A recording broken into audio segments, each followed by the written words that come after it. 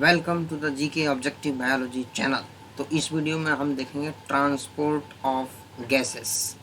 ठीक है जी। Transport of gases एक बहुत ही रिजर्व्ड पोर्शन है नीट बायोलॉजी का। नीट एग्जाम में NEET इसमें इस पोर्शन से एक क्वेश्चन हर साल आ रहा है, इसलिए इस पोर्शन की रिवीजन बहुत ज़रूरी है।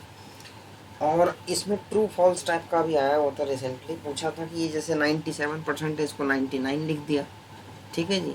70% है इसको 80% लिख दिया। तो ये तुम्हें ध्यान देना है कहाँ क्या फिगर लिखी हुई है। तो blood is the medium of transport for oxygen and CO2, पहली लाइन कि ब्लड के थ्रू होता है। About 97% of oxygen is transported by RBC in the blood, पहला कंडीशन कि 97% oxygen transported by RBC in the blood. The remaining 3% of oxygen is carried in a dissolved state through the plasma. अब देखो 97% RBC, 3% plasma. Nearly 20 to 25% of CO2 is transported by RBC. अब देख लो RBC, ये CO2 के अंदर जो RBC का fraction है वो घट गया है। RBC सिर्फ 20 से 25%, अब 70% ये कैरी करेगा bicarbonate. About 7% of CO2 is carried in dissolved state through plasma, लेकिन 70% ये करेगा एज बाइकार्बोनेट। ये सबसे बड़ा पॉइंट है, तो ये ध्यान देना कौन कितना परसेंट कहाँ कैसे हो रहा है। अब हम देखेंगे ऑक्सीजन का। अब ऑक्सीजन के ट्रांसपोर्ट में कौन कौन से फैक्टर हैं, रिसेंटली क्वेश्चन आया हुआ है। देखो हीमोग्लोबिन, तो haemoglobin is a red coloured iron containing pigment present in the RBC, ये तो क्लियर है, बहुत सिंपल टर्म है।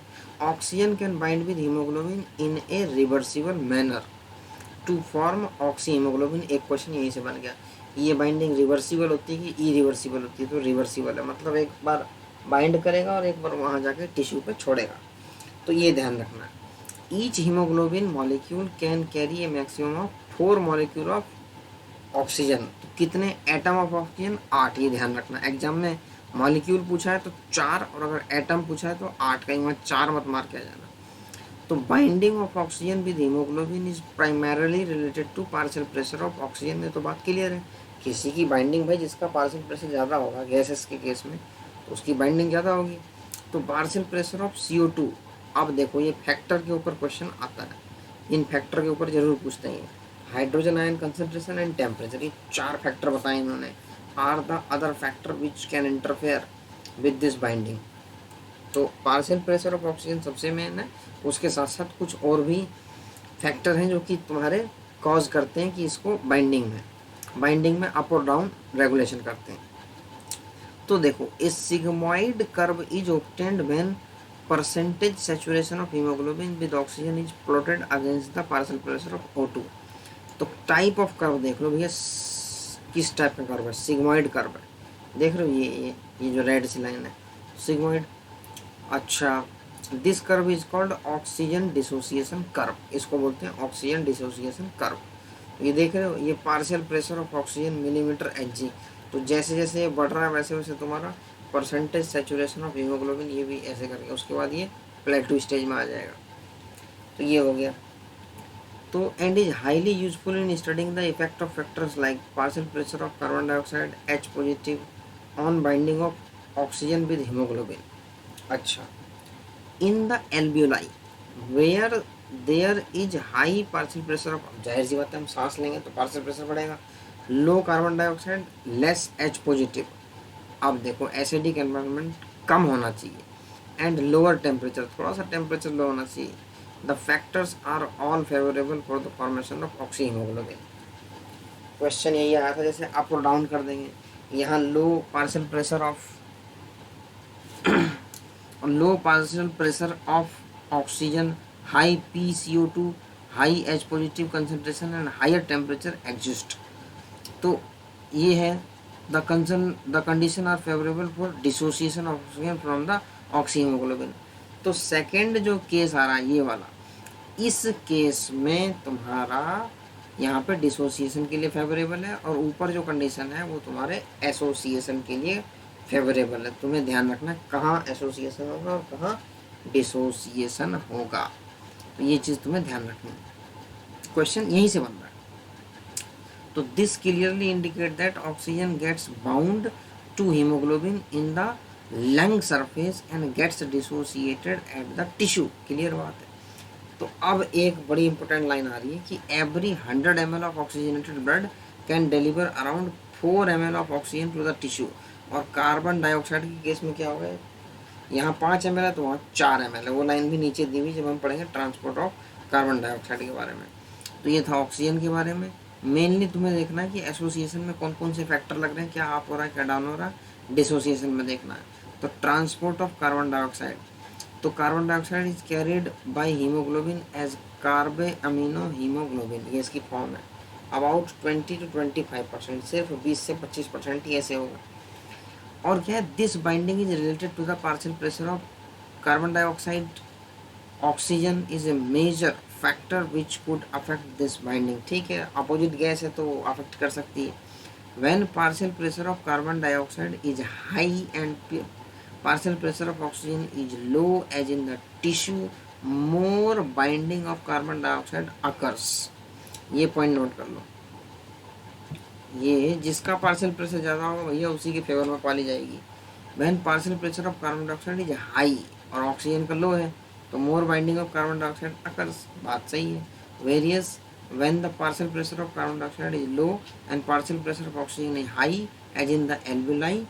तो यहाँ देखो किसका डिसोसिएशन हो रहा है, तो यहाँ हम देखेंगे dissociation of CO2 from carbamino haemoglobin takes place. अब ये एनसीईआरटी की लाइन बाय लाइन पढ़ने का मतलब ये है कि तुम्हें भी एनसीईआरटी क्लियर हो जाए और एनसीईआरटी की एक एक लाइन का तुम्हें फोकस मिल जाए। अगर तुम्हें बोर्ड पे समझाया जाएगा तो शायद तक कहीं ना कहीं एनसीईआरटी मिस हो जाएगी।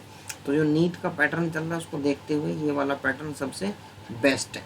हम बात कर रहे हैं अब कार्बन डाइऑक्साइड के ट्रांसफ़र की, ट्रांसपोर्ट की। तो CO2 which is bound to hemoglobin from the tissue is delivered at the alveoli। ठीक है जी, चला गया alveoli में। RBC contain a very high concentration of the enzyme carbonic anhydrase। ये क्वेश्चन पूछा जा चुका है कि कार्बोनिक एनहाइड्रेज कहाँ होगा, तो RBC। ठीक है जी। And minute quantity of the same is present in plasma too. Plasma में छोटी थोड़ी बहुत क्वांटिटी होगी। This enzyme facilitate the following. ये देखो कार्बोनिक एनहाइड्रेज यहाँ भी लग रहा है यहाँ भी लग रहा है, तो कार्बन डाइऑक्साइड प्लस H2O ये बन गया H2O CO3 कार्बोनिक एसिड। ठीक है, यहाँ कार्बोनेट आयन बन चुका है आपका बाइकार्बोनेट आयन। ठीक है, तो इस फॉर्म में इसका ट्रांसपोर्ट होता है। तो एट द टिश्यू, अब हम बात कर रहे हैं टिश्यू की, where the partial pressure of carbon dioxide is high, क्योंकि ऑक्सीजन यूज करेगी टिश्यू और जब यूज करेगी तो क्या रिलीज करेगी CO2, तो यहाँ बढ़ने लग जाएगा समय के साथ। Due to catabolism CO2 diffuses into the blood. ठीक है, RBC में आ जाएगा and form HCO3 minus and H plus at the alveolar side where PCO2 is low the reaction proceeds in the opposite direction. अब reaction की ऊपर है, opposite में जा रही है कि फॉरवर्ड में जा रही है, leading to the formation of carbon dioxide NH2O। Thus CO2 trapped as bicarbonate at the tissue level and transported to the alveoli is released out at CO2। ठीक है जी। तो every 100 ml of deoxygenated blood delivers approximately 4 ml of carbon dioxide to the alveoli। अब इसका जो meaning निकाल रहे हैं हम इस वीडियो का वो यही है इस टॉपिक का कि भाई ऑक्सीजन की बाइंडिंग जो तुम्हारे एल्वेलाई में हो रही है वो कैसे हो रही है और टिश्यू पे जाके वहाँ क्या मैकेनिज्म है। तो अलग अलग मैकेनिज्म है जिससे कि तुम्हारी हो रही है। ठीक है जी। अब ट्रांसपोर्ट ऑफ ऑक्सीजन का एक बार और देख लेते हैं। ऑक्सीजन जो है कहाँ, हीमोग्लोबिन को कहाँ बाइंड करेंगे, लंग्स में, एल्वेलर सैक्स में। ठीक है, अब हम देखेंगे इन एल्वेलाई, यहाँ से पढ़ो, in the alveoli where high partial pressure of oxygen. जब इसका हाई होगा तो ये ऑटोमेटिक सारे लो हो जाएंगे। Partial pressure of carbon dioxide low होगा, लेस H पॉजिटिव कंसंट्रेशन होगी एंड लो टेम्परेचर। अगर कंडीशन है, the factors are all favourable for the formation of oxy haemoglobin. इन सारे केसेस में सारे कम होंगे, सिर्फ ऑक्सीजन ज़्यादा होगा तो ऑक्सी हीमोग्लोबिन बनेगा। अब दूसरा इसका केस है वेयर लो PO2, ऑक्सीजन की पार्शियल प्रेशर हो गई कम। जब ये कम हो जाएगी तो ये हाई हो जाएगा, H पॉजिटिव भी हाई हो जाएगा, concentration and higher temperature exist. The conditions are favourable for dissociation of oxygen from the ऑक्सीनोग्लोबिन।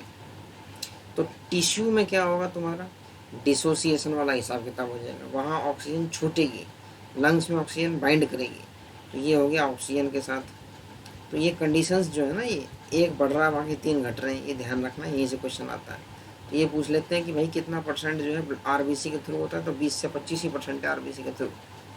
और ये जो है transport of carbon dioxide 70% bicarbonate ion की फॉर्म में है। तो देख लो आरबीसी में एक एंजाइम है, कौन सा, कार्बोनिक एनहाइड्रेज, कहाँ फॉरवर्ड हो रही है, कहाँ रिवर्स हो रही है। तो ये ट्रांसपोर्ट ऑफ गैसेस का तुम्हारा खत्म हुआ, और इससे एक क्वेश्चन 100% लिख के ले लो, क्वेश्चन आएगा। तो इस पोर्शन को तुम्हें 4-5 बार पढ़ना है और क्वेश्चन आ जाए सीधा लगा दो, ठीक है जी। तो इसके साथ ही ट्रांसपोर्ट ऑफ गैसेस, ये है तुम्हारा रेस्पिरेटरी सिस्टम का ह्यूमन फिजियोलॉजी यूनिट से क्लास 11th चैप्टर नंबर 17 का, पेज नंबर 274 से शुरू हो रहा है, 2 ही पेज का है। तो बहुत ही इंपॉर्टेंट टॉपिक है, एक क्वेश्चन समझ लो आपने पढ़ा, 4 नंबर मिल गए। Thanks for watching.